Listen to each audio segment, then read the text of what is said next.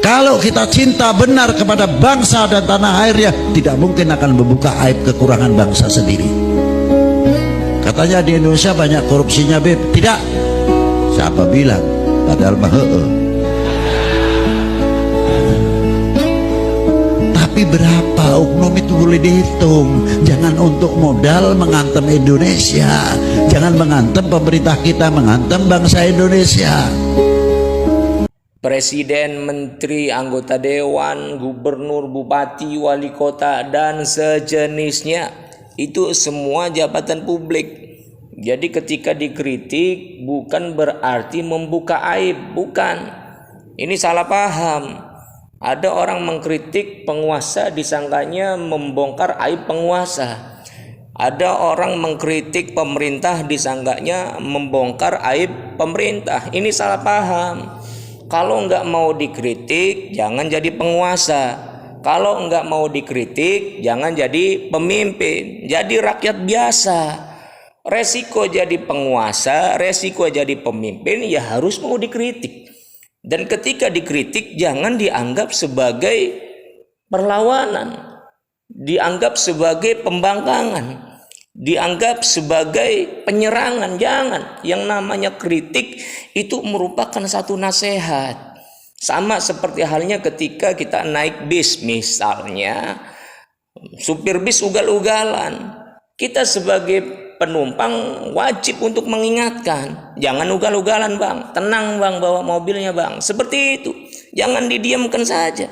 Sehingga orang yang menasehati, orang yang mengkritik, orang yang mengingatkan, jangan dianggap sebagai bentuk pembangkangan, jangan dianggap sebagai bentuk perlawanan. Itu bentuk kasih sayang seorang rakyat kepada penguasa, kepada pemerintah, yang pada akhirnya kemudian kasih sayang itu menurun pula kepada negerinya. Jadi orang yang senantiasa mengkritik, meluruskan, mengingatkan pemimpin, penguasa, pemerintah, itu pada hakikatnya orang-orang yang sayang kepada negeri ini. Apalagi ketika kritikannya ditambah dengan tawaran solusi. Yuk kita kembali kepada Islam, yuk kita kembali kepada syariat Allah, kembali kepada aturan-aturan Allah Subhanahu wa taala. Inilah yang harus dilakukan. Kenapa rakyat pada turun ke jalan? Kenapa rakyat semua berbondong-bondong kemudian melakukan aksi demonstrasi? Karena orang-orang yang dianggap ulamanya pada diem-diem baik. Orang-orang yang dianggap tokohnya pada diem-diem baik.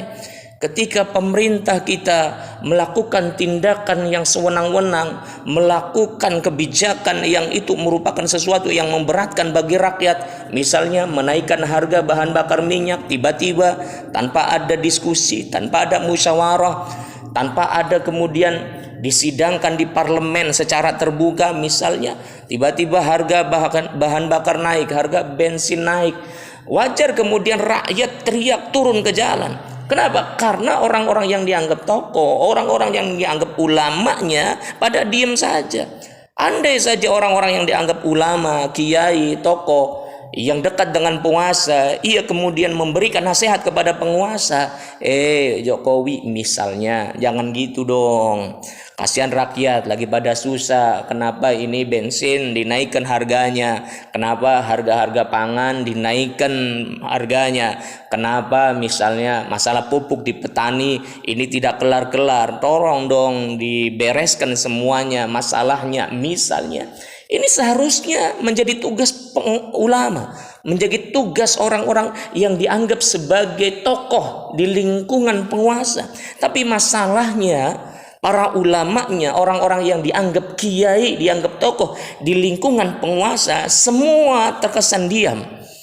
Justru menjadi bemper terus-terusan bagi penguasa, menjadi pelindung bagi kebijakan-kebijakan zalim penguasa. Maka jangan heran apabila kemudian rakyat banyak yang turun ke jalan.